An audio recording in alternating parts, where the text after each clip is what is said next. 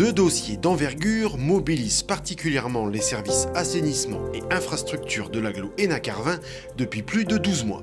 Deux dossiers en un finalement, puisqu'au cœur de l'opération se trouve le courant de la Motte. À l'origine, le courant de la Motte prend sa source sur Austricourt. Depuis, de différentes choses sont arrivées, différents cours d'eau l'alimentent maintenant.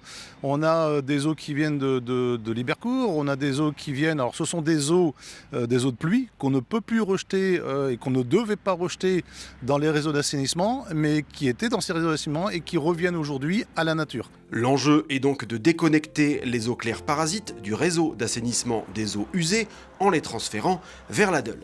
Pour acheminer les eaux de ruissellement depuis Austricourt, un barreau pluvial a été réalisé avec une traversée en surface sur Libercourt et canalisée sur Oigny. L'ensemble rejoint ainsi le courant de la Motte. Grâce au recalibrage et au curage des fossés, mais aussi à la renaturation du cours d'eau, il chemine jusqu'à l'entrée du site de Delta 3. C'est là que se trouve aujourd'hui le chantier le plus spectaculaire de l'opération.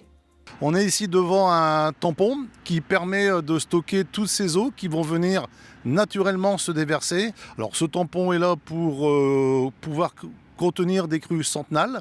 Les pompes que vous voyez à côté sont prévues pour rejeter ce débit d'eau régulé dans la Deule suivant les consignes des voies navigables.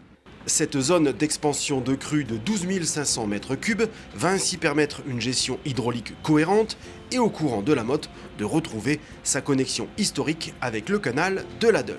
L'opération s'accompagne également d'un aménagement paysager et environnemental avec une zone de détente et un parcours pédagogique et éducatif pour les enfants.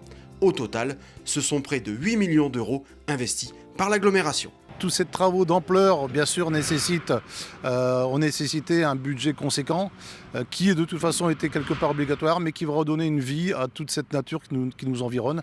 Et je pense que ce n'est qu'un bien. La fin de ce chantier hors norme est prévue pour le mois de mars 2024.